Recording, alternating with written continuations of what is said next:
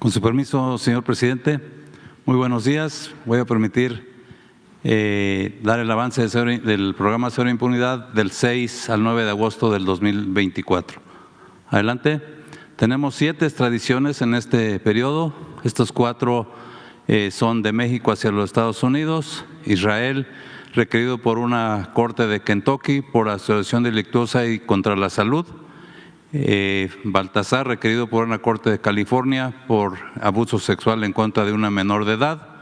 José, requerido por una corte del Estado de California por el delito de violación equiparada agravada en contra de una menor de edad. Y Juan, requerido por una corte del Estado de California por los delitos de violación equiparada y abuso sexual cometidos en contra de una menor de edad. Adelante. Esas 3 es un mexicano, José, entregado al gobierno de Argentina, requerido por una corte de Buenos Aires por los delitos de asociación ilícita, lavado de activos de origen delictivo y tráfico ilegal de estupefacientes. Luis N., él es un ex diputado guatemalteco, fue entregado por la Fiscalía General de la República al gobierno de Guatemala, ya que es requerido por un juzgado de ese país por los delitos de abuso de autoridad, nombramientos ilegales y peculado por sustracción.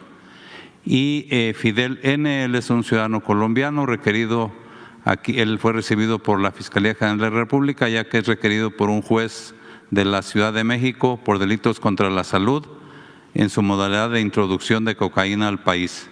Adelante.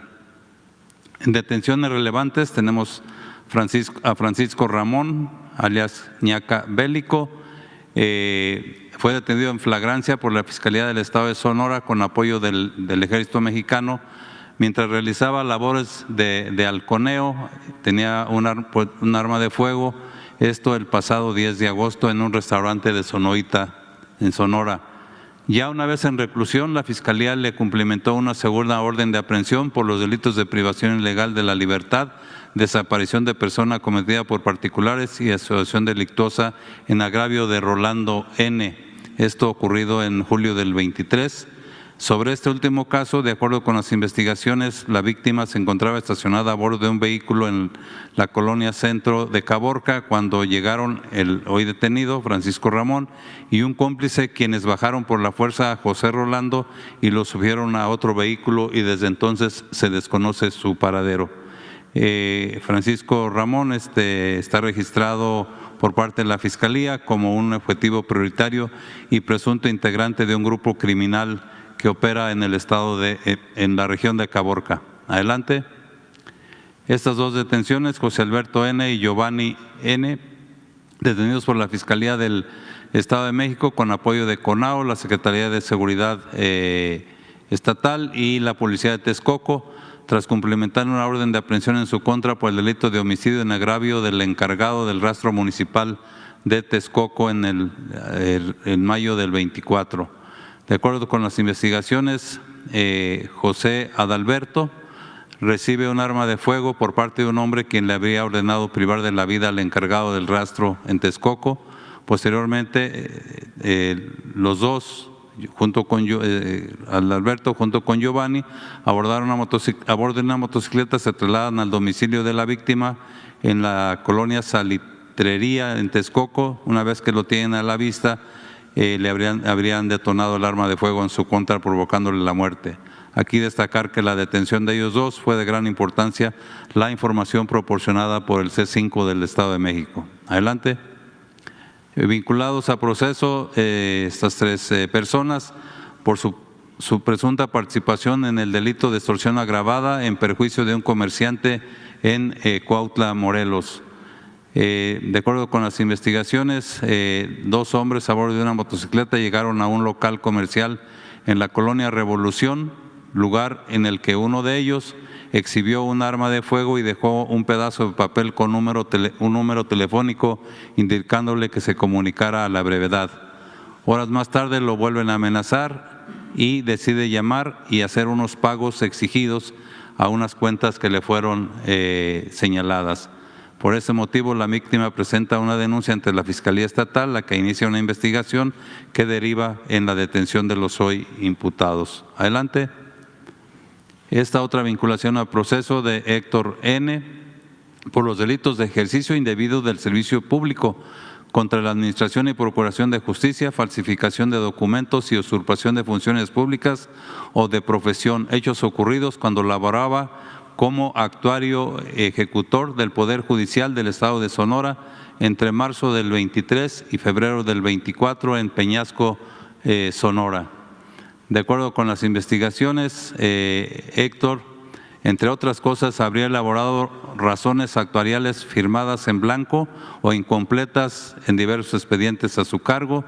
También habría falsificado documentos al certificar hechos que no le constaban. Renunció a su cargo el 14 de febrero, sin embargo, continuó utilizando su cuenta de usuario y contraseña durante 4 días más para acceder a la plataforma del tribunal, usurpando funciones. Adelante. Sentencia esta de 105 años de prisión a Heriberto N., tras acreditar su responsabilidad en el delito de homicidio calificado en agravio de Gustavo Alberto y Óscar, quienes se desempeñaban como agentes de la Policía de Investigación de la Fiscalía del Estado de México, y el homicidio calificado en grado de tentativa de otra persona, hechos ocurridos en Tecámac en noviembre del 2019. De acuerdo con las investigaciones, los dos agentes realizaban actos de investigación en las calles de la colonia Centro de Tecámac y al lugar en el que intentaron detener al hoy sentenciado.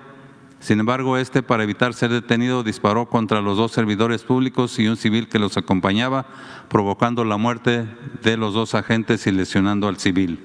Adelante. Esta sentencia de 454 años de prisión a Marco y Miguel,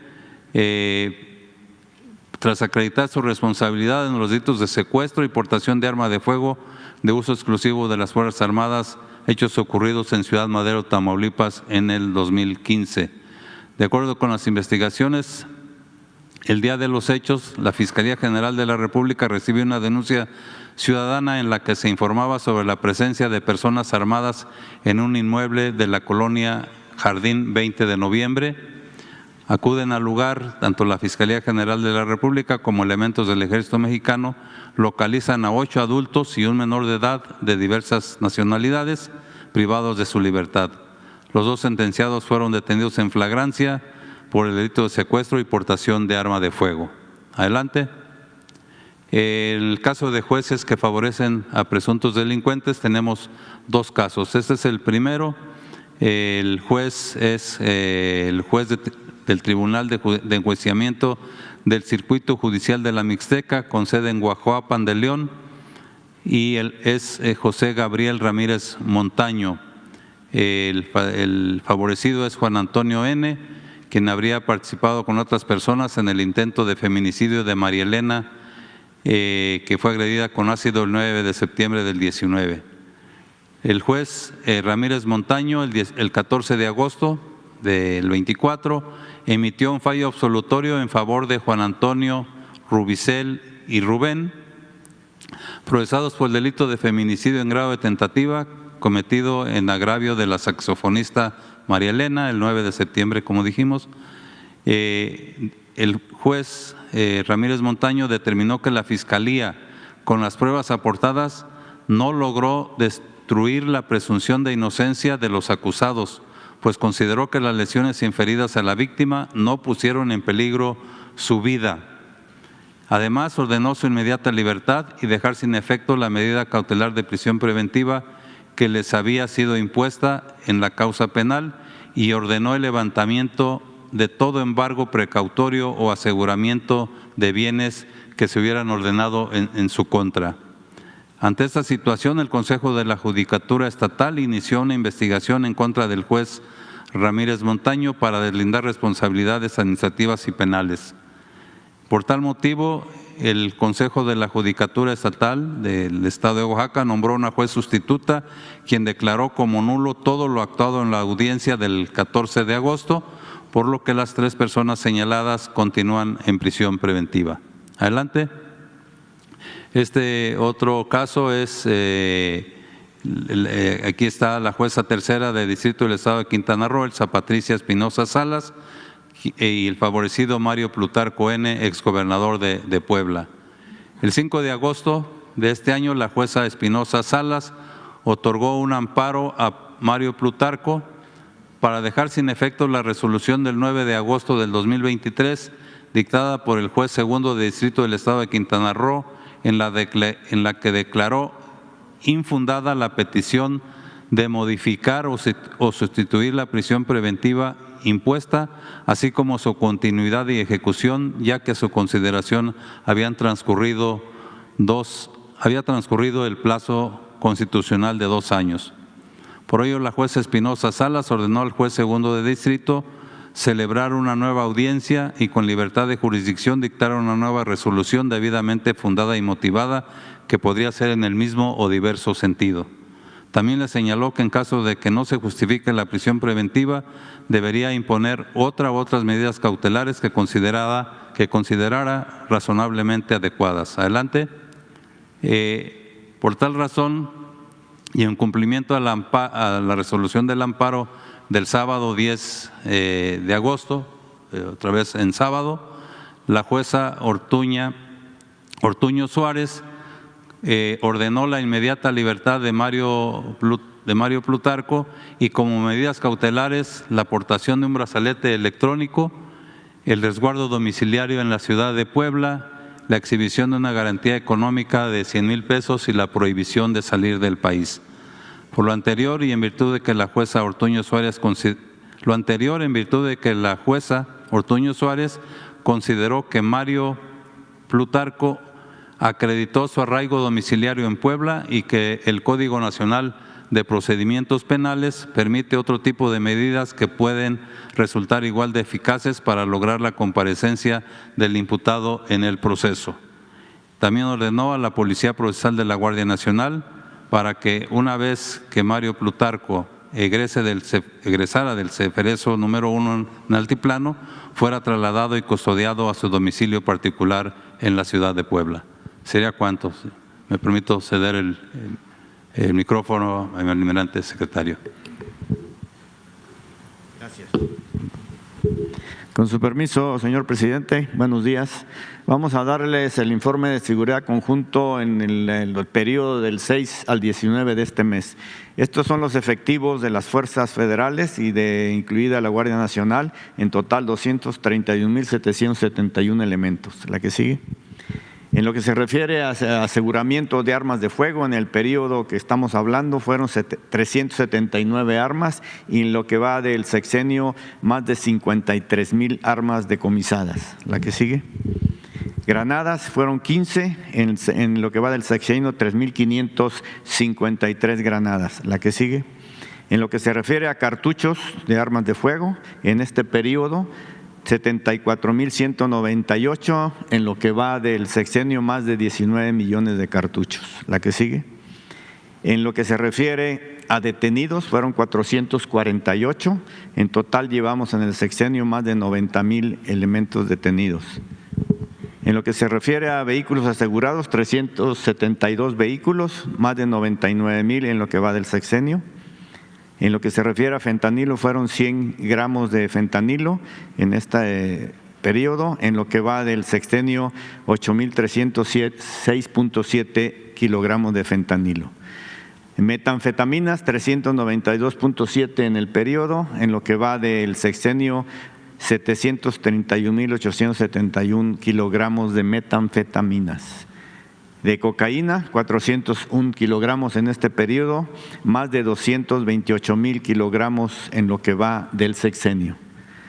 Marihuana, 3,094 kilogramos en lo que va en el periodo que estamos hablando y más de 787,000 kilogramos en lo que va del sexenio.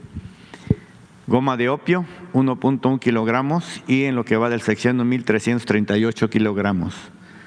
Moneda nacional, 1,9 millones de pesos y en lo que se refiere al sexenio, 751 millones de pesos. en dólares americanos, 339.132 dólares decomisados, resultados en lo que va del sexenio más de 155 millones de dólares. Erradicación de plantíos y de hectáreas de marihuana, en lo que se refiere a plantíos fueron 545 plantíos en 57.9 hectáreas y en lo que va del sexenio tenemos más de 83,000 plantíos en más de 11,000 hectáreas. La que sigue. Amapola, 462 plantíos, 46.2 hectáreas. En lo que va del sexenio, 463,300 plantíos y más de 66,000 hectáreas. En lo que se refiere a laboratorios clandestinos, en este periodo fueron 10 laboratorios que se erradicaron con 400 kilogramos de metanfetaminas, 21.95 toneladas de sustancias químicas y en lo que va del sexenio van más de 2,000 laboratorios, más de 2,500 laboratorios erradicados. Total de metanfetaminas 697.37 toneladas y lo de sustancias químicas 3,681 toneladas. La que sigue. El mercado ilícito de combustibles, resultados en este periodo 670,859 litros en lo que se decomisaron y en lo que va del sexenio más de 69 millones de litros recuperados. La que sigue. Y la seguridad brindada por la Guardia Nacional en lo que se refiere a aduanas, hay 4,444 efectivos, 21 fronterizas, 11 interiores. En lo que se refiere a aeropuertos, tenemos 3,046 efectivos en 73 aeropuertos y 27 aeródromos. Y en lo que se refiere a reclusar, en el reclusorios traslado de internos se llevaron a cabo 16 traslados, 21 internos y se ocuparon 1,495 efectivos de la Guardia Nacional. Esos son los resultados de los esfuerzos de la Guardia Nacional con mayor aportación en todo lo que se ha estado haciendo, más o menos están en casi en un 50% ambas, tanto la Guardia Nacional como las fuerzas federales. La que sigue. Y por último, en lo que se refiere a Estrategia Nacional de Seguridad para afectación de grupos delictivos a través de inteligencia, se detuvieron en Quintana Roo 6, en Baja California 4 y en el Estado de México 2 y 1 en Morelia. Afectaciones a grupos delictivos fueron en total 13 detenidos y grupos delictivos 13. Esto es lo que se refiere al informe de seguridad. Le cedo la palabra a la secretaria Rosa Isela. ¿Quiere el...? Sí, muy amable. Con su permiso, señor presidente, muy buenos días a todas y a todos. Daremos el informe de seguridad de los resultados que tenemos en el gobierno federal con el trabajo que acaban de presentar mi compañero secretario de Marina, este esfuerzo conjunto con todas las dependencias del Gabinete de Seguridad, con las fiscalías y también con las policías estatales. Adelante, por favor. En cuanto a los delitos del fuero federal, tenemos una reducción de 24.8%. Adelante. En la mayoría de los delitos tuvimos reducciones en los delitos relacionados con el fuero federal. Quiero recalcar que esto se refiere a los primeros 7 meses de este año. Adelante. El homicidio doloso bajó 18%. Adelante. Aquí están los promedios diarios de víctimas de homicidio doloso. En lo relativo al 2024 tenemos una baja, decíamos, del 18% en homicidios dolosos con relación al 2018. Adelante. Aquí está el comparativo de cada uno de las administraciones anteriores y aquí también vemos como en el periodo de Calderón subió 192% los homicidios, en el periodo del presidente Peña 59% y ahora se ha descendido, se ha reducido en un 18% los homicidios dolosos. Adelante. También aquí está la comparativa por los estados, en donde aquí se ve que 6 entidades concentran el 44.4% de los homicidios en el país. Adelante, y aquí vemos cada uno de esos estados en comparación con el mes anterior. En julio se tiene en el estado de Guanajuato 4 homicidios más. Adelante. Y en el comparativo también de Baja California hubo un incremento de 14 delitos más. Adelante. En el Estado de México 19 homicidios menos. Adelante. En el Estado de Chihuahua 46 homicidios más. En julio menos en comparación con el mes de junio, 46 menos. Adelante. En Jalisco 10 homicidios más. Adelante. Y en Guerrero 11 menos en comparación con junio. Adelante. En relación con los 50 municipios prioritarios de julio de 2024 contra diciembre de 2018, se tiene una disminución de 18.3%. Adelante.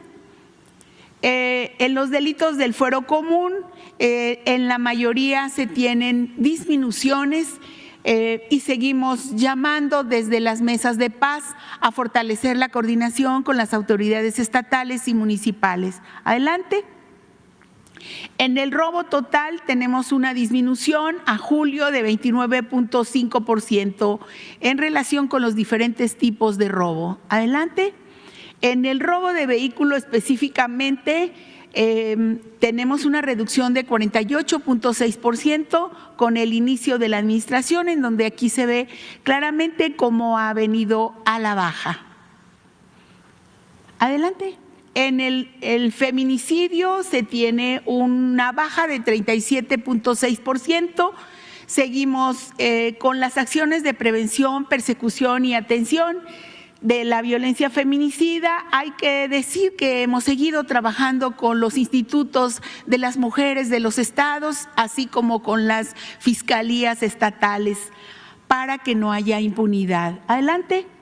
Pues estamos muy complacidos con el tema de la Coordinación Nacional Antisecuestros y las unidades antisecuestros, que trabajamos para que no haya impunidad en este delito y repetir la disminución, el trabajo que lleva a una disminución de 77% desde el inicio de la administración.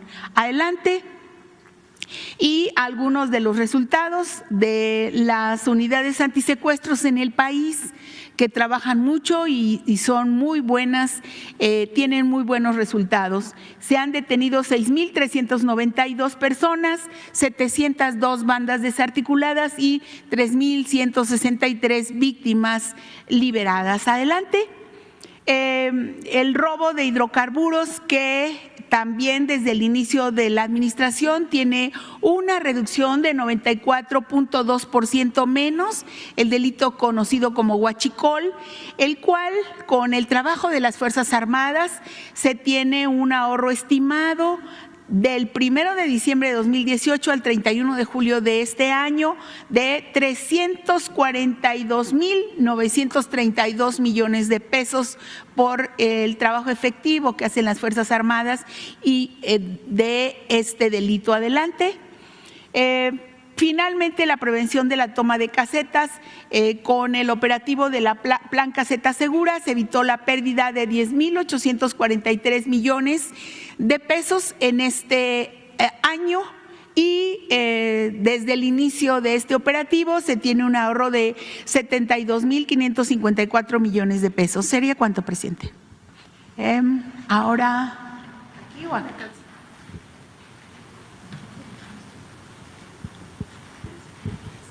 Gracias, canciller. Muchas gracias. Bueno, muy buenos días. Con su permiso, señor presidente, tengo el honor de presentarles a ustedes el día de hoy la política exterior humanista del 2018 al 2024. tenemos que la política exterior humanista se caracteriza por lo que ha dicho el presidente, que la mejor política exterior es la interior, pero con una serie de principios del humanismo mexicano que han caracterizado estos 6 años. Una relación de amistad con Estados Unidos con respeto a nuestra soberanía, una mirada al sur, esto ha sido muy importante, un cambio de paradigma para cooperar con el sur global bajo el principio de autodeterminación de los pueblos y la no intervención, especialmente en América Latina y el Caribe. La construcción de paz y seguridad internacional bajo estos principios de no intervención y sobre todo la comprensión, el compromiso para la solución pacífica de las controversias. Solidaridad y fraternidad, les hemos otorgado asilo y refugio a migrantes que prueban su miedo creíble, hemos donado vacunas, ventiladores durante COVID y un retorno asistido a la comunidad mexicana en situaciones de riesgo. Quinto, hemos recuperado el patrimonio histórico. Vamos a ver esos números maravillosos de repatriación de este matrimonio, que le hemos llamado rematriación en realidad, vuelta a la madre tierra se llama esto. Y el legado, el modelo mexicano de movilidad humana. La siguiente, por favor. Nuestra relación con Estados Unidos y especialmente la del presidente López Obrador ha tenido un diálogo político permanente. Incluso ustedes vieron ayer la carta que le mandó el presidente al presidente Biden. Biden le contesta, se hablan por teléfono, más de una treintena de encuentros con cancilleres, funcionarios de alto nivel. También se han celebrado aquí la 9ª y la 10ª cumbre de líderes de América del Norte, donde vinieron, por supuesto, Biden, Trudeau y nuestro presidente. Fue a Washington, una en México. También se echó a andar el Comité Trilateral de Fentanilo que preside la secretaria Rosa Isela Rodríguez. Se hizo uno en Washington y otro en México. Y desde luego, pues estos encuentros bilaterales con Trump y con Biden, que siempre han sido amistosos y muy respetuosos de nuestra soberanía. Y desde luego el impulso al comercio, se ratificó el TEMEC en 2019, un gran logro, y se crearon mecanismos bilaterales de diálogo económico en conjunto con la Secretaría de Economía. La siguiente, por favor. Nuestra mirada al sur, yo creo que esto es algo muy importante, es un cambio de paradigma en ese aspecto. Se fortaleció porque México presidió CELAC 2020-2021 y en esa cumbre sexta que se celebró en México en 2021 se reunieron por primera vez en la historia del continente 30 países y 16 mandatarios con 3 resultados: el Plan de Autosuficiencia Sanitaria, la Agencia Latinoamericana y Caribeña del Espacio y el Fondo para la Respuesta Integral a Desastres Naturales. El presidente Andrés Manuel López Obrador hizo una gira a Centroamérica visitando Guatemala, El Salvador, Honduras, Belice y Cuba. Esto fue en 2022. Y luego en Colombia, muy importante, donde se hizo un diálogo sobre drogas con un enfoque diferente, un enfoque de salud pública, y esto fue en septiembre de 2023. Se participó también el presidente de la República en el 50 aniversario del golpe de Estado a Salvador Allende con un emotivo mensaje de reivindicación de valor a la democracia y de decir nunca más a la violación de derechos humanos. Y en la frontera sur se ha impulsado una relación estratégica entre el presidente López Obrador con Guatemala y Belice, particularmente para lograr una frontera segura y extender el Tren Maya y el corredor interoceánico. Retomamos el diálogo con el Grupo de los 77. No es que volvamos a ser parte del Grupo de los 77, pero sí hay que dialogar con todo el mundo. Y la cooperación con la India, que la llevó adelante el secretario Marcelo Ebrard en la transferencia de tecnología, producción de medicamentos oncológicos y medicamentos para enfermedades respiratorias. Y desde luego varias participaciones en el G20 del canciller Ebrard, donde se posicionó la pobreza y a la desigualdad como prioridad y se trató la deuda externa de los más vulnerables. La construcción de la paz y la seguridad internacional ha sido un sello de esta administración con litigios estratégicos. La verdad es que esta demandas contra las empresas armadoras por facilitar el tráfico de armas y que vamos bastante bien en Arizona y en Massachusetts ganando algunos de estos litigios. Y también hemos sido garantes de la paz. Esto es lo que se llama la diplomacia silenciosa, esa que no se hace a través de los medios, sino sino que México, por ejemplo, hospedó 2 ciclos de negociaciones entre el gobierno de Colombia y el Ejército de Liberación Nacional a petición de ambas partes, y fue aquí en México donde decidieron desarmarse, y eso es muy importante. Con Venezuela también auspiciamos diálogos entre el gobierno de Venezuela, la Plataforma Unitaria Democrática y Estados Unidos, y aquí fue donde se creó y se construyó el Acuerdo de Barbados de 2023 sobre promoción de derechos políticos y garantías electorales.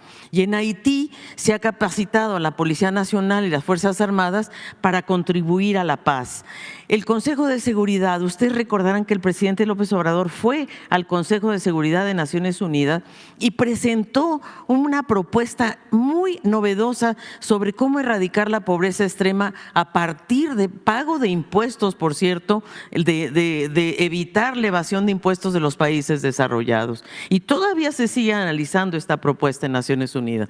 México aboga por una paz duradera con apego al derecho internacional. Verdaderamente sí condenamos la violación de la integridad territorial de Rusia a Ucrania, pero denunciamos la carrera armamentista. Sigue esa carrera armamentista que no nos lleva a la paz, y si no están las dos partes en la mesa, no habrá un verdadero consenso para la paz. Y en Medio Oriente condenamos la muerte indiscriminada de la población civil de Gaza, la desproporcionalidad del conflicto armado, favorecemos una solución al conflicto, pero bajo la premisa de 2 estados, Israel y Palestina. Condenamos, por supuesto, contra Ecuador y fuimos a la Corte Internacional de Justicia por la flagrante violación que hicieron a nuestra embajada y sobre todo el atentado contra la integridad de nuestro personal.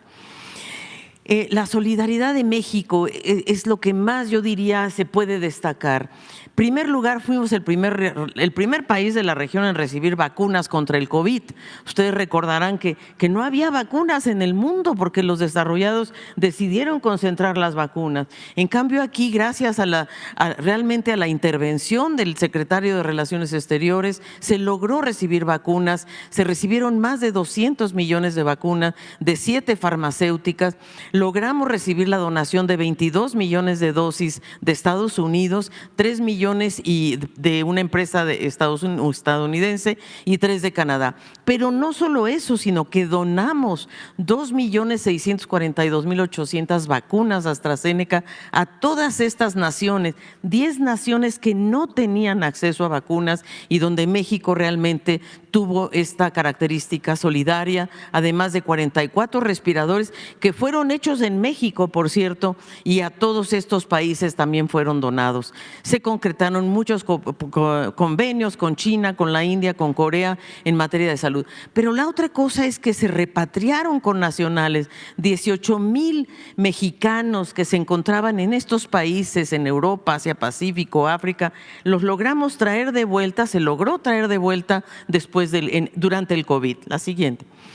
Protegimos a nuestros mexicanos en el exterior. Imagínense que repatriamos a 81 personas de Ucrania, 721 de Israel. ¿Se acuerdan cuando los aviones de Israel venían de vuelta?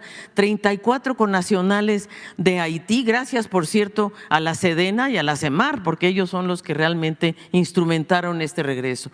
Y, por supuesto, casos de altísima visibilidad. Recordarán ustedes el caso de Ilana Gritsevsky, que se salvó, Orión Hernández, que lamentablemente falleció en Gaza. En Alemania, ¿se acuerdan del caso de María Fernanda Sánchez, que se nos perdió, que resultó muerta en los canales de Berlín? De Carlos Tomás Aranda, que murió en Los Hoyos, Canadá. Y tenemos también los casos de Manuel Guerrero, que por suerte ya salió libre, ya está de vuelta, este caso tan emblemático de Qatar. Y bueno, tenemos 12 rehenes todavía en el barco Galaxy, Arturo Zacarías y Marcos Gómez Jerez.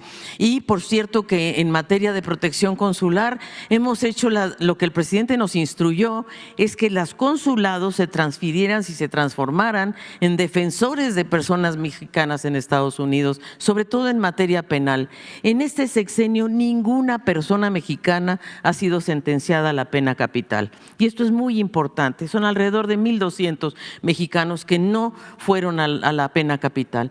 Lanzamos un pasaporte electrónico que nos ha permitido un mejor control en los 53 consulados, gestionando más de 30,000 atenciones diarias y un servicio de atención de 24/7, porque porque como ustedes saben, con todas estas leyes antimigrantes, tenemos que proteger a nuestra comunidad mexicana en el exterior. Y por primera vez se entregaron actas de nacimiento por reconocimiento de identidad de género, es decir, marcador no binario en pasaportes, y también damos servicio en lenguas indígenas, porque hay muchos migrantes que están en Estados Unidos que no hablan inglés, por cierto, pero tampoco prefieren hacer sus litigios en su lengua natal. Y atendimos la Copa Mundial de Qatar, los Juegos Panamericanos y los recientes Juegos Olímpicos, siempre presentes en casos de protección.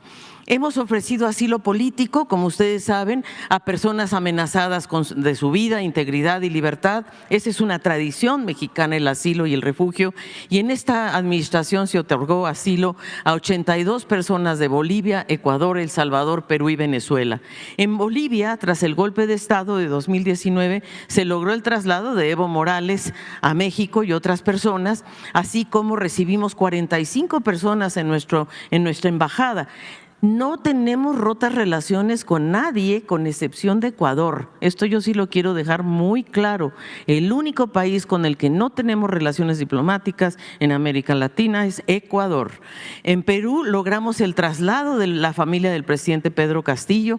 En Ecuador hemos insistido en que se le dé el salvoconducto a Jorge Glass, y tenemos en el país algunos ecuatorianos que también han sido expulsados de Ecuador, y ofrecimos a 317 nicaragüenses nacionalidades cuando fueron declarados apátridas.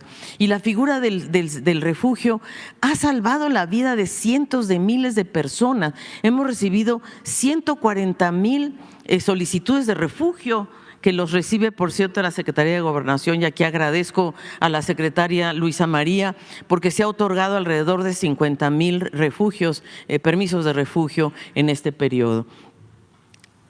Tenemos también, además, la característica, como desapareció ProMéxico, esas funciones se transfirieron a la Cancillería. Nosotros somos quienes promovemos el corredor, los proyectos prioritarios de México y a las empresas, corredor interoceánico, el Plan Sonora. Hemos hecho muchas relaciones con Portugal, con el corredor interoceánico, lo hemos hecho con el almirante, nos hemos ido a Washington a promover el corredor. El Plan Sonora en Europa se ha promovido muchísimo, y también el aeropuerto de Tulum, el aeropuerto Felipe Ángeles. Hoy día cualquier invitado de Estados Unidos oficial llega al AIFA, eso ya es un hecho, y todos los invitados oficiales a México están llegando justamente al AIFA. Pudimos hacer también gestiones junto con Sedena para la adquisición de refrigeradores y estufas para el huracán Otis, y también para la adquisición de 20 aviones Embraer en Brasil. Y desde luego el corredor, el Coatzacoalcos, todo esto se hace también muy en conjunto con la Secretaría de Economía. La siguiente, por favor. Y algo importantísimo es la recuperación de nuestro patrimonio. Esto ha sido algo maravilloso. Se ha logrado repatriar y, como les decía, rematriar 15,000 piezas prehispánicas que han regresado a nuestro país por decomisos, entregas voluntarias. Hemos detenido subastas, hemos tenido cónsules que van a la subasta y la detienen, y hemos logrado pues tratados bilaterales para combatir el tráfico ilícito de bienes culturales. Mi patrimonio no se vende, eso es realmente de lo que se trata. Con 15 países hemos trabajado, y hubo 16 conmemoraciones históricas en el bicentenario de la independencia con 6 mandatarios de América Latina y el Caribe, y también hemos logrado la identificación y repatriación de personajes históricos: Catarino Erasmo Garza en Panamá, Clara Krause, viuda del general Felipe Ángeles, que el próximo lunes la vamos a llevar a la tumba con su esposo, el general Felipe Ángeles, y el general José María Melo. Todo, la verdad, con el apoyo de la Sedena y la Marina y Gobernación. La siguiente, por favor. Y ya para, digamos, el legado que queremos dejar es este modelo mexicano de movilidad humana. Mucha gente dice que no tenemos una estrategia de migración. Sí tenemos. Y no solo la tenemos, sino que es un modelo, porque regularizamos a las comunidades en el exterior. El presidente, ayer que hizo este gran homenaje a los migrantes, también ha luchado constantemente para que se regularicen 5 millones de mexicanos que no tienen papeles en Estados Unidos. Enfocarnos a las causas estructurales, factores políticos y económicos, también luchando por las comunidades de origen y retorno, y también luchando para que le retiren las sanciones a Venezuela y a Cuba, porque tampoco se puede lograr avances si hay 925 sanciones en Venezuela y un bloqueo económico de más de 60 años. Hemos ampliado junto con la Secretaría del Trabajo la movilidad laboral con empresas. Las empresas están contratando a los migrantes y a los refugiados. Y desde luego hemos tratado de tener una gestión humanitaria de los flujos migratorios irregulares. Y quiero decir que en estas 4 pilares es muy importante la participación de SEGOV, Gobernación, la Secretaría de Seguridad, la SEDENA, SEMAR, Bienestar.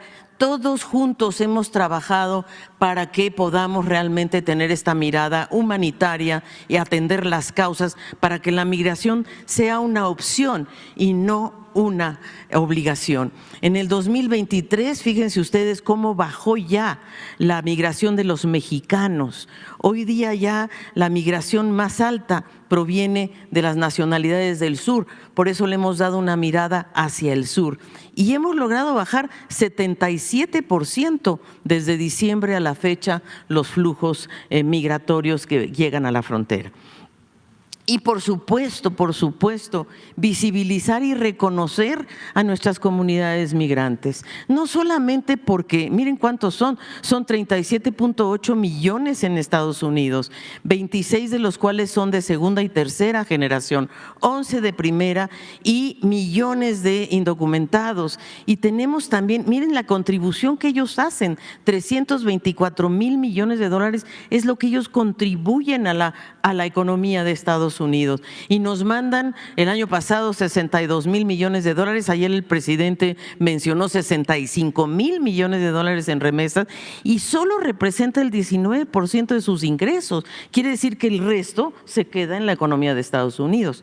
Y 10 de cada trabajadores agrícolas, 7 son mexicanos, 7. Así es de que por ello es tan importante. ¿Y qué queremos, además de apoyar a las comunidades migrantes y agradecerles su enorme contribución a nuestra economía? Es darles registro al IMSS.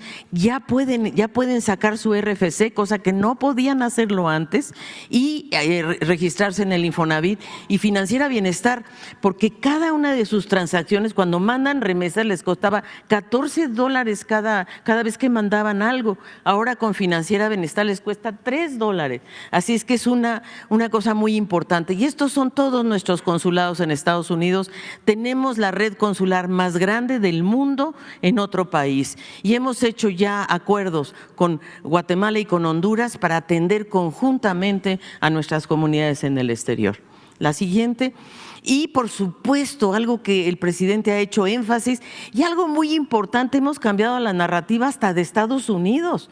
Antes Estados Unidos no hablaba de las causas de raíz ni de las causas estructurales. Esto se ha logrado gracias al presidente López Obrador y porque hemos enfatizado en las vías regulares, y por eso se hizo el encuentro de Palenque con aquellas nacionalidades, todas estas, que son las que mayor flujo de migrantes está llegando a México y con los que necesitamos hacer acuerdos. Y por lo tanto, con 70 empresas hemos hecho acuerdos. Miren ustedes cuántas visas de trabajo se han logrado. Hemos logrado aumentar 86% las visas regulares de trabajo, tanto H2A, H2B, las del tratado, el PETAT, que es este programa de trabajadores agrícolas temporales que lo hace la Secretaría del Trabajo, que cumplió 50 años. Entonces, pues sí, en verdad, esta es la salida, las vías regulares de movilidad, y el apoyo que damos a la cooperación. Nosotros estamos apoyando prácticamente, miren ustedes, 123 millones millones de dólares, que francamente no es tanto, y con 49 que están en proceso, estamos apoyando a 8 países, 75,000 personas. Es decir, estamos logrando que no migren, tratar de que abordar sus problemas en sus países de origen, con 2 programas muy importantes que son Sembrando Vida y Jóvenes Construyendo el Futuro. La siguiente, por favor.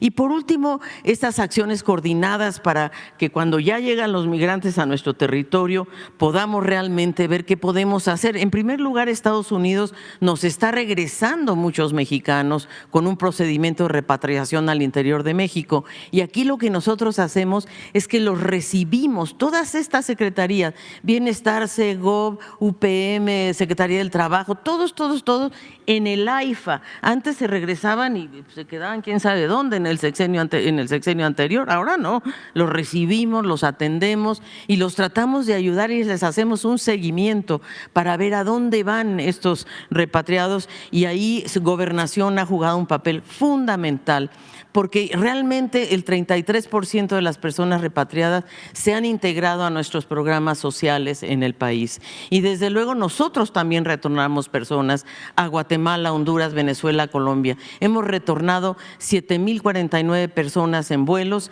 8,350 por tierra, pero todo esto lo hacemos también con apoyos para que cuando regresen a sus países tengan algo, puedan participar en Sembrando Vida o Jóvenes Construyendo el Futuro.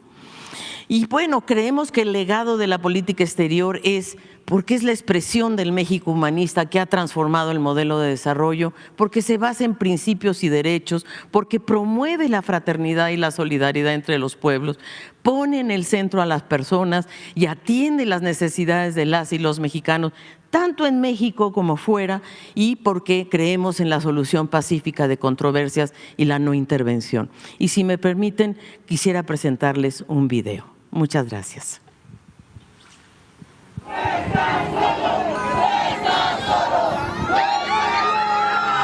En momentos difíciles, sin ustedes no hubiésemos podido salir adelante. Ustedes son heroínas y son héroes, nuestros paisanos migrantes. Y que viva México lindo y querido. La política exterior ha sido un pilar imprescindible que ha sostenido los sueños de un México soberano y próspero. La Cuarta Transformación ha sabido aprovechar el escenario internacional para promover los intereses de México y de las y los mexicanos, colaborando con otros países desde la igualdad y contribuyendo a la construcción de un sistema más justo, estable y pacífico. Hemos forjado una relación cercana con Norteamérica, cimentada en la autodeterminación y el respeto mutuo, a través de diálogos constantes y reuniones frecuentes. Incluso en momentos difíciles, Estados Unidos reconoció las posturas de México, fortaleciendo nuestra cooperación de manera significativa en respeto a nuestra soberanía. Le dimos prioridad a América Latina y el Caribe, nuestra región hermana y natural. Fortalecimos la comunidad de estados latinoamericanos y caribeños y a través de ella impulsamos iniciativas de vanguardia que reflejan nuestro compromiso con el bienestar y el desarrollo de toda la región. En los foros regionales defendimos con convicción la integración, la inclusión y la solidaridad. Nos convertimos en el primer país del sur global en adoptar una política exterior feminista. Nos mantuvimos firmes y comprometidos en nuestros esfuerzos por construir paz y seguridad, con la convicción profunda de que un México más justo solo es posible en un mundo más igualitario. Lideramos esfuerzos de mediación en Venezuela y Colombia, honrando nuestra tradición. Por segunda vez en nuestra historia, acudimos a la Corte Internacional de Justicia para denunciar el cobarde ataque de Ecuador contra nuestra embajada en Quito. Presentamos además demandas civiles sin precedentes contra la industria de armas estadounidense, responsabilizándola por sus prácticas comerciales negligentes que facilitan el tráfico de armas hacia nuestro país. El humanismo solidario que ha caracterizado a México nos impulsó a ofrecer asilo y refugio a quienes lo necesitaran, reafirmando nuestro compromiso con la dignidad humana. No solo logramos adquirir oportunamente vacunas y equipo médico durante la pandemia de COVID-19, sino que también trabajamos incansablemente para garantizar un acceso equitativo a estos recursos entre las naciones. Respondimos con rapidez y empatía ante emergencias globales, como el terremoto en Turquía, la crisis de gobernabilidad en Haití y los devastadores incendios forestales en Chile y Canadá. Nuestro compromiso con las y los mexicanos en el exterior nos llevó a expandir la red consular de México en Estados Unidos y a mejorar los servicios que ofrecemos, asegurando también el derecho democrático de nuestros compatriotas a votar desde el exterior. Repatriamos con prontitud a los mexicanos en situaciones de riesgo, incluyendo aquellos que se vieron obligados a abandonar Ucrania, Israel, Palestina y Haití, asegurando su regreso a casa en momentos de mayor necesidad. Para ofrecer resultados tangibles a nuestra gente, posicionamos a México como un destino atractivo para la inversión, enfocándonos en atraer recursos para industrias y proyectos clave como el corredor interoceánico del Istmo de Tehuantepec, el Tren Maya y el Plan Sonora. Con un profundo respeto por nuestras raíces, coordinamos la rematriación de más de 14,000 piezas arqueológicas, enviando un mensaje claro al mundo. Nuestro legado y nuestra memoria histórica no se vende. Creamos el modelo mexicano de movilidad humana, una forma innovadora de gestionar la migración con un enfoque profundamente humanista e integral, basado en la colaboración hemisférica. En foros internacionales como el Encuentro de Palenque, logramos sumar la colaboración de otros países, organizaciones civiles y el sector privado para abordar las causas estructurales de la migración. Nuestra Agencia de Cooperación Internacional, AMEXID, sigue implementando con éxito los programas Sembrando Vida y Jóvenes Construyendo el Futuro, beneficiando a más de 60,000 personas en 5 países, con la visión de expandirse a más naciones. Bajo el liderazgo del presidente Andrés Manuel López Obrador, proyectando el humanismo mexicano hacia el mundo, la política de la Cuarta Transformación ha restituido el prestigio, el liderazgo y la relevancia de México en el escenario global.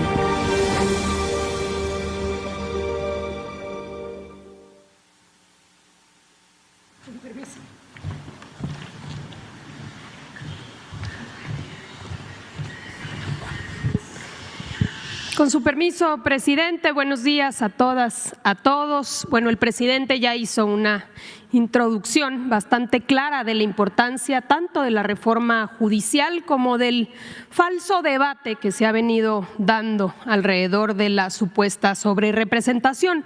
Pero es importante porque, como sabemos, esta reforma fue presentada por el presidente el 5 de febrero y se está discutiendo hoy en el Congreso.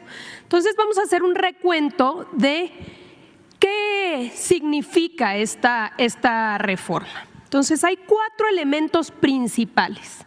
El primero y quizá el más importante es el método democrático para elegir a ministros, magistrados y jueces, que todos podamos votar por jueces, magistrados y ministros. Número 2, la creación de un órgano que vigile la actuación de los juzgadores. Número 3, que exista evaluación del desempeño de los juzgadores. Y número 4, y importantísimo, todo lo que tiene que ver con la austeridad y la transparencia, que sabemos es un faltante en el Poder Judicial. Adelante. Respecto al primer tema, la elección popular de ministros, magistrados y jueces. ¿Qué tenemos actualmente? Ponemos antes porque es antes de la reforma, en realidad es lo que sucede hoy en día. Hoy en día los ministros son propuestos por el presidente y son elegidos por o seleccionados por el Senado de la República. En el caso de los jueces y los magistrados, estos son seleccionados mediante un proceso cerrado de los que hacen carrera judicial, o sea, los que pertenecen al Poder Judicial, y dirigidos por el personal del Poder Judicial. Así se eligen actualmente a los jueces, magistrados y ministros. ¿Qué propone la reforma? Primer elemento, que todos los cargos se elijan por el voto personal libre, directo y secreto de toda la ciudadanía, de todas y todos nosotros. Que las convocatorias para poder participar y poder ser electo sean abiertas a toda la ciudadanía, todos aquellos que cumplan con los requisitos que establece la Constitución, que es tener licenciatura en Derecho, con un promedio mínimo de 8 y 9 en la materia para el cual voy a aplicar, es decir, se va a aplicar para ser juez penal en las materias de penal, cartas de recomendación de la ciudadanía y ensayos que puedan respaldar esta candidatura, que puedan decirnos por qué quieren ser juzgadores en nuestro país. Comités de evaluación que seleccionan los perfiles con la mejor trayectoria y preparación y que destaquen en algo que es fundamental, que es su honestidad. Esto es lo que propone la reforma. Número 2, un órgano que vigile la actuación de los juzgadores. Hemos hablado mucho de la importancia que exista esto. ¿Por qué? ¿Qué sucede actualmente? Hoy existe el Consejo de la Judicatura Federal como un órgano administrativo y también de disciplina. Pero este consejo en realidad depende de la Suprema Corte de Justicia. La presidenta de la Suprema Corte a su vez preside el Consejo de la Judicatura, entonces es integrado por los mismos miembros del Poder Judicial, es juez y parte en esta vigilancia. Facultades muy acotadas, porque por esta supuesta libertad de jurisdicción, en realidad es que no se puede entrar a evaluar las resoluciones de los juzgadores, no pueden ser cuestionadas ni revisadas. Entonces hay sanciones mínimas y excepcionales. ¿Qué plantea la reforma? La reforma plantea la creación de un tribunal de disciplina judicial como una autoridad independiente a la Suprema Corte, integrado por magistrados electos por voto popular. Facultades amplias para este tribunal para poder investigar la actuación de cualquier juzgador, incluyendo que sus resoluciones estén apegadas a derecho. Va a recibir quejas de la ciudadanía, quejas de posible corrupción, quejas de parcialidad y va a evaluar y investigar a los juzgadores y puede sancionar, incluyendo la sustitución, la suspensión o la destitución cuando se demuestren fallas graves. Adelante. Por el otro lado, una evaluación del desempeño, cómo funciona con los funcionarios públicos. ¿Qué pasa actualmente? Una vez ratificados, los jueces y magistrados son inamovibles hasta su jubilación o su muerte. Los jueces y los magistrados no tienen en realidad la obligación de someterse a evaluaciones periódicas, entonces no existen consecuencias, por ejemplo, de algo que también aquí hemos hablado, de excederse en los plazos máximos que establece la ley para resolver un asunto. ¿Qué acaba pasando? Que se mete un asunto en el cajón y se puede dejar ahí meses o hasta años sin resolverse. ¿Qué se está planteando actualmente? De entrada, que cada 9 años los jueces y los magistrados vuelvan a la boleta. El pueblo de México nuevamente va a decidir si han desempeñado bien su trabajo y por ello si los ratifica o no mediante el voto popular. Los jueces y magistrados electos van a ser evaluados durante su primer año en su encargo y si se detecta que hay alguna problemática pueden ser suspendidos o destituidos. Y finalmente, algo muy importante, la obligación de dar aviso y justificar demoras procesales, pero el Tribunal de Disciplina puede detectar que hubo o que está habiendo dilación en la resolución de un proceso y sancionar a estos juzgadores. Adelante. Y finalmente, un elemento también importantísimo.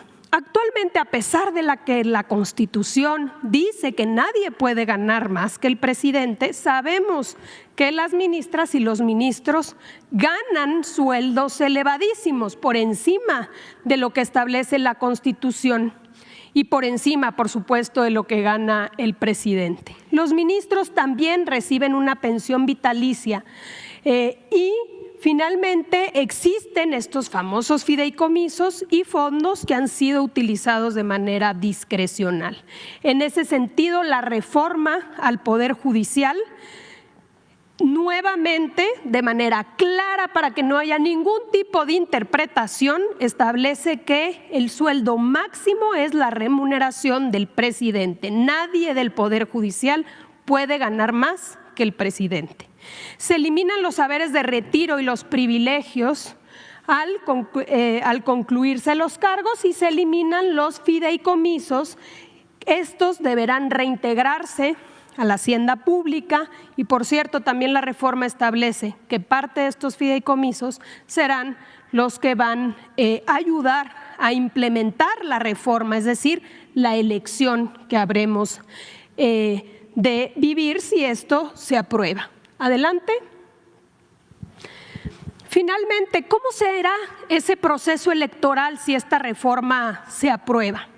La renovación a los cargos al Poder Judicial será en 2 etapas. Se ha escuchado y ustedes saben que ha habido una serie de foros y una de las demandas era que fuera progresivo. Bueno, la propuesta es que sea en 2 etapas. La primera etapa, la primera elección será el 1 de junio del próximo año, 1 de junio de 2025, y lo que establece la propuesta es que se elija a toda la Suprema Corte de Justicia de la Nación, a todo el Tribunal de Disciplina, este nuevo tribunal, sus miembros, a las 2 vacantes del Tribunal Electoral y a la mitad de jueces y la mitad de magistradas y magistrados. Los comités de evaluación van a verificar, es decir, la ciudadanía se va a inscribir, cada poder va a tener su comité evaluador y una vez que identifique que se pasa con, digamos, se tiene todos los requisitos, los aspirantes van a hacer una selección y luego va a haber una insaculación, una tómbola, digamos, y ahí se van a salir 3 candidatos por cargo para ministros, magistrados electorales y tribunales de disciplina y 2 para el caso de magistrados y jueces. Adelante. Una vez que haya esta selección, viene el gran día, que es la elección popular. Todos vamos a salir a las urnas y vamos a votar por los jueces, los magistrados y los ministros. ¿Y cómo establece la propuesta que se haga? Bueno, vamos a recibir una boleta, este es un ejemplo, y vamos a votar por 5 mujeres y 5 hombres para el caso de jueces, para el caso de magistrados, para el caso de ministros habremos de votar por 9 ministros, 5 mujeres y 4 hombres, y para el Tribunal de Disciplina por 5. Vamos a ver aquí al reverso de la boleta cuáles son los nombres de los que se están postulando y cada una y uno de nosotros vamos a poder votar. Adelante. El INE será el responsable de organizar, de supervisar y de fiscalizar la elección.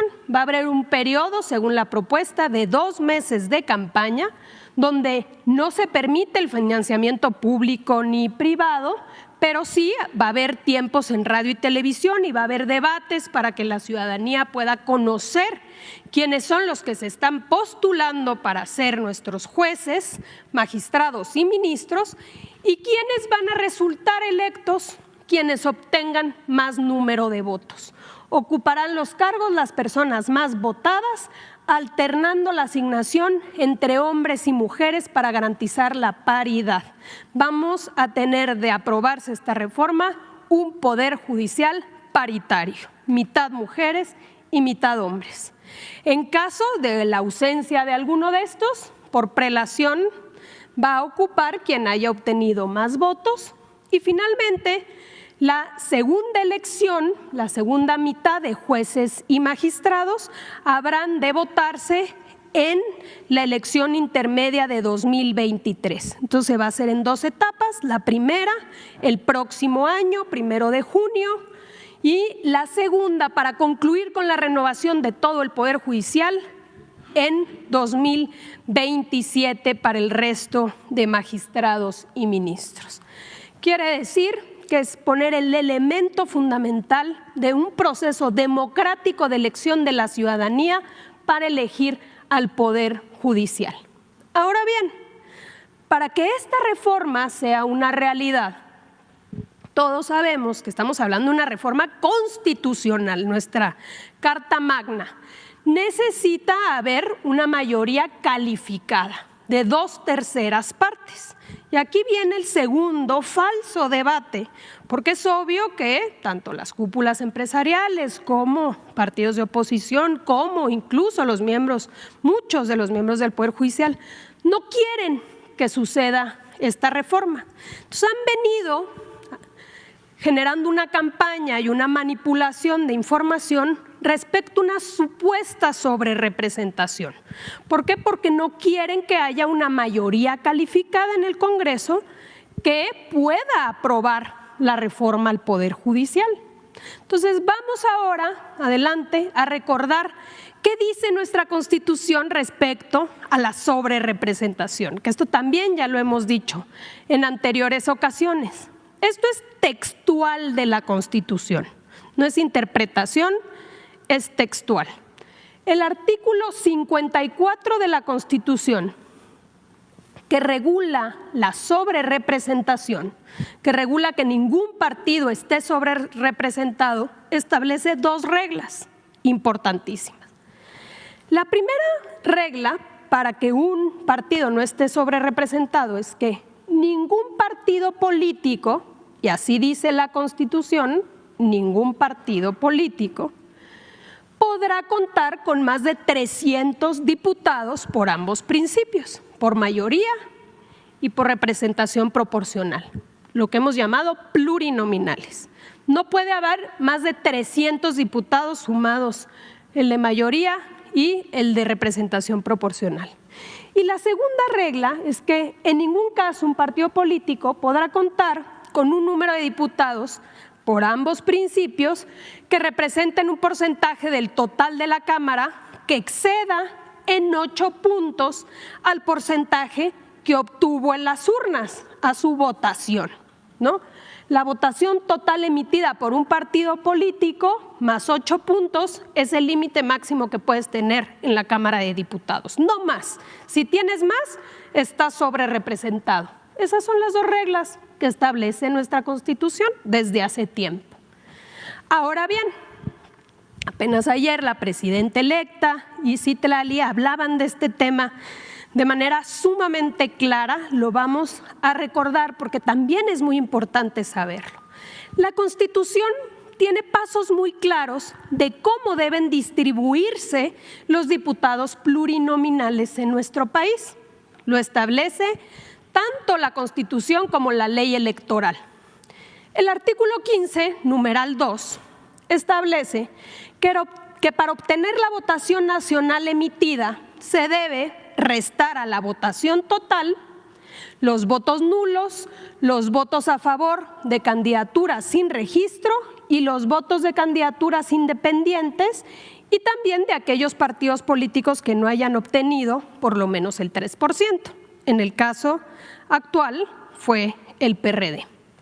Eso es para obtener la votación nacional emitida, que es fundamental para la distribución de los plurinominales. Aquí tenemos la votación total emitida, hay que restarle los votos nulos o candidatos sin registro, los votos por independientes o partidos con menos del 3% y te da la votación nacional emitida. En este caso, 55.705.598. Adelante. Paso número 2. La votación nacional emitida se divide entre el total de diputados plurinominales. Hay que recordar que hay 500 diputados que integran la Cámara de Diputados, 300 por mayoría, el candidato que más votos obtenga en un distrito, ese es el diputado, y 200 por plurinominales. Entonces, la votación nacional se divide entre los diputados plurinominales para obtener el cociente natural. Aquí está, los 55.705.000 entre 200 te da 278.527, que es el cociente natural. Adelante. Paso número 3, dice la Constitución. Se determina el número de diputados que se asignarán a cada partido político dividiendo su votación total entre el cociente natural. Entonces hay que hacer este hay que hacer en cada uno de los partidos políticos. En el caso de Morena, Morena obtuvo 24 millones de votos, 24.286.000. Entre el cociente natural, te dice cuántos diputados por representación proporcional deben asignarse.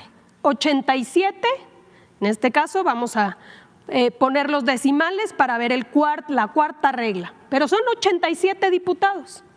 El PAN obtuvo 10.049.000 votos, entre el cociente natural 36 diputados plurinominales.